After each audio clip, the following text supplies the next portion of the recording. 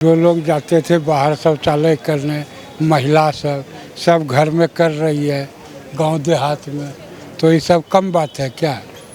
और विदेशी मुद्दा पे देखिए अभी हमारा देश कहाँ चला गया। सारे प्रधानमंत्री तो कर्ज ले लेके देश को झोंके हुए थे, कोई सोना बेच के खा गए तो कोई कर्जा में गिराए हुए थे। अब मोदी जी आज कहाँ पहुँचा दिए। कैमा शक्तिशाली देश हो गया, कैमा पूंजीपति देश हो गया। ये सब कभी सोच सके थे हम लोग। मेरा कहने का मतलब है जी, जब मेरे में एकली ताकत है तो मैं एकला लड़ूँ ना। एक गुंडा, दो गुंडा, चार गुंडा, छह गुंडे इकट्ठे होके एक को मारने के जाएं तो ये कोई हमारी फिर इनमें बाद में लड़ाई होगी कि मेरा नेता बने, वो कहेगा मेरा बने, वो कहे मेरा बने, तो पहले ही घर में फूट हो जाएगी। इससे मोदी से बढ़िया इनको संसार में कोई आदमी नहीं मिलेगा। मोदी जी से बेहतर कुछ नहीं, सबका साथ सबका विकास। जाहिल से सरकार नहीं चलती है, जाहिल लोग ज़्यादा है, पढ़े लिखे लोग कम है उस पार्टी में। मोदी जी के पार्टी में सब लोग वेल एजुकेटेड हैं और वो लोग समझते हैं कि किस तरह से देश को चलाना है। सारे विद्वान लोग हैं भाजपा में, सारे विद्वान लोग हैं। अब उस सब में सब चोर उचक्का, सब तो लुटेरे लोग हैं। ममता बनर्जी का कोई अस्तित्व नहीं है, कुछ नहीं है, बेकार, नथिंग, जीरो। और 28 दल, वो 26 दल हैं, अगर 100 दल भी इकट्ठे हो जाएंगे तब भी मोदी जी का कुछ नहीं होगा। अंकल क्या नाम आपका? किसलय कुमार से। अच्छा, 2024 के लोकसभा चुनाव बेहद नज़दीक है और आपने देखा होगा अभी माहौल गरमाया हुआ है। एक और विपक्ष ने इंडिया नाम दिया है अपने गठबंधन का, जिसमें केजरीवाल, ममता बनर्जी, शरद पवार, बड़े बड़े नेता है, उद्धव ठाकरे भी है। दूसरी ओर एनडीए है। ये कहा जा रहा है कि इंडिया बनाम मोदी की लड़ाई है। कैसे देखते हैं आप इसे? मोदी जी का कोई विकल्प नहीं है अभी। मोदी जी जो देश के लिए कर रहे हैं, आम पब्लिक में उसका प्रभाव है ना। ग्रामीण क्षेत्र में ज़्यादा प्रभाव है, तो वोट कहाँ से आता है ज़्यादा? ग्रामीण क्षेत्र से। तो मोदी जी आएंगे। अच्छा, नाम रखा है विपक्ष ने, इंडिया नाम रखा है, जिसमें राहुल गांधी भी नेतृत्व कर रहे हैं, सब सारे बड़े बड़े नेता है, बड़े बड़े चेहरे हैं। वो कह रहे हैं कि इंडिया है और हमारा जो लड़ाई है वो मोदी से है, भारत की लड़ाई, इंडिया की लड़ाई मोदी से है। अरे राहुल जी तो खुद विदेशी थे, अब वो क्या जानते हैं इंडिया क्या है? वो तो कितना बार बकवास भाषण दे चुके हैं खुद, तो उनके बारे में क्या पूछते हैं? वो तो पैतृक खानदानी के मिल गया है कुर्सी, मौज कर रहे हैं। और है क्या? ये कह रहे हैं मुखाड़ के फेंक देंगे 2024 के लोकसभा चुनाव में मोदी को नहीं उखाड़ पाएंगे। सांसद का जो चुनाव है उसमें तो मोदी जी आएंगे ही। हाँ, विधायक के चुनाव में कहीं हार जाएं वो अलग बात है, लेकिन सांसद के चुनाव में तो वो आएंगे। यानी कि 2024 में आपको ये लग रहा है कि सरकार जो रिपीट होगी? दूसरा कोई उपाय भी नहीं है, विकल्प है ही नहीं। विकल्प नहीं है। आप हर राज्य के मुख्यमंत्री को देख लीजिए, सारे क्या विकास कर रखे हैं। जहाँ भाजपा का है, उत्तराखंड हो या जहाँ हो, वहीं विकास है। बाद में कोई विकास है नहीं। हम कोई दल के भी नहीं हैं, लेकिन जो देख रहे हैं वो बता रहे हैं। हमको दल से कोई मतलब नहीं है, लेकिन मोदी जी आएंगे ये तय है। अच्छा, 9 साल का कार्यकाल पूरा हो गया है। इन 9 सालों में आपको क्या लग रहा है कि कौन कौन से ऐसे मुद्दे, कौन कौन से ऐसे काम है जिनकी वजह से आपको लग रहा है कि मोदी सरकार रिपीट होगी? अरे आप गांव जाके देखिए ना, एक भी आदमी बाहर शौचालय नहीं जाते। सारे किसान के खाते में पैसे आते हैं, वृद्धा पेंशन सब खाते पे टाइम पे आ जाते हैं।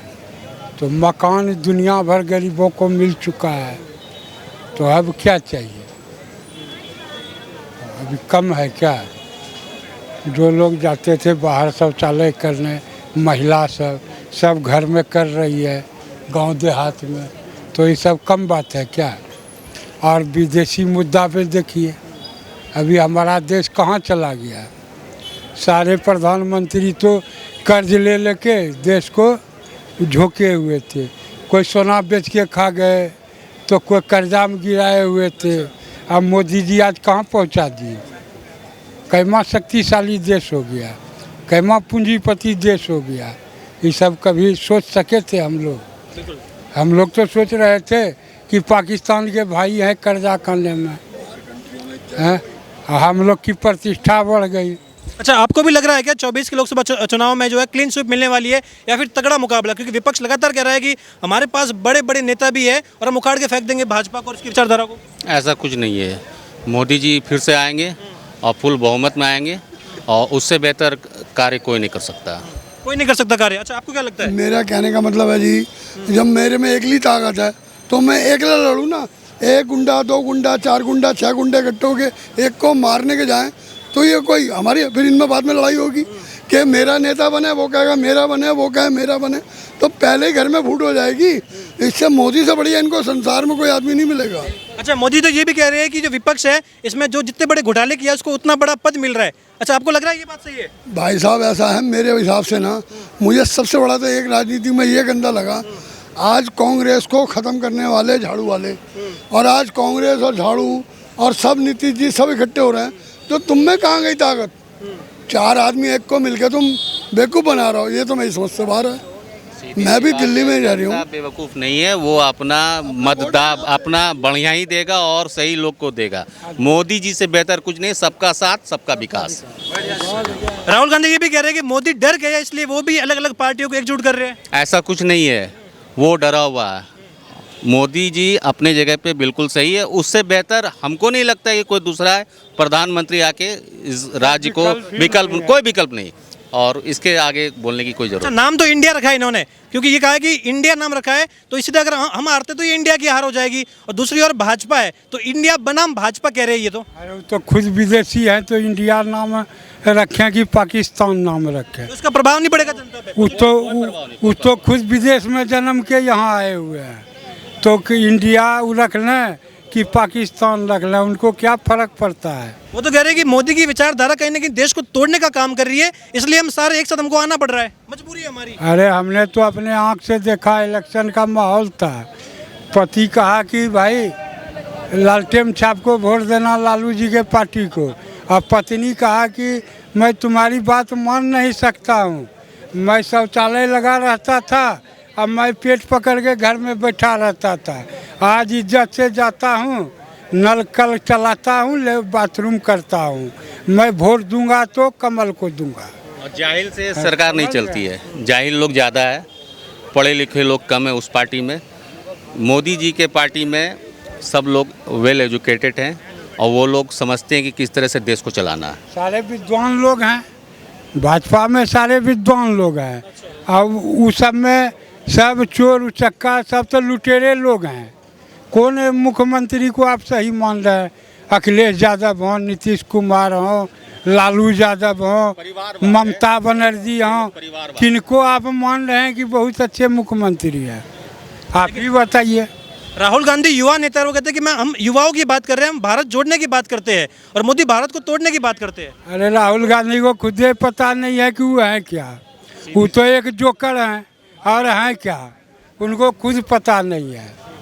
वो अपने बाप दादे नानी के नाम को भंजा के रोटी सेक रहे हैं। अगर वो बहुत कुछ रहते तो कांग्रेस जीरो पर आ जाती, कांग्रेस अभी जीरो पर है ना, तो कैसे आ गई? देखिए, केजरीवाल सरकार जब यहाँ पे है, दिल्ली में है, और इन्होंने ये भी कहा था कि मैं अपने बच्चों की कसम खाता हूँ, मैं कुछ भी हो जाए गठबंधन नहीं करूंगा कांग्रेस से, और आज गठबंधन करना पड़ रहा है। तो दिल्ली की जनता क्या सोचती है? ये किस तरीके का दोहरा चरित्र है या मजबूरी है या क्या चीज़ है ये? दिल्ली का जनता सांसद में आप देख लीजिए, सारा सांसद सीट भाजपा को दे रखी है, लोकल में झाड़ू को दे दे, किसी को दे दे, लेकिन सांसद में देश की इज्जत की बात होती है, इसमें तो लोग कमल को ही देंगे। तो आपको लग रहा है इन 9 सालों में भारत की छवि जो है विश्व पटल पर जो है बहुत ही विख्यात हुई है? तीसरे चौथे स्थान पर चल गया तो अब क्या चाहिए? हो सकता है दोहरा के मोदी जी हैं तो दूसरे पहले स्थान में भारत आ जाए। बिल्कुल सही बात है, तो काया कल्प हो जाएगा। सही बात। अच्छा, आपको क्या लग रहा है कि 2024 लोकसभा चुनाव में क्या माहौल रहने वाला है? बहुत अच्छा रहेगा जी।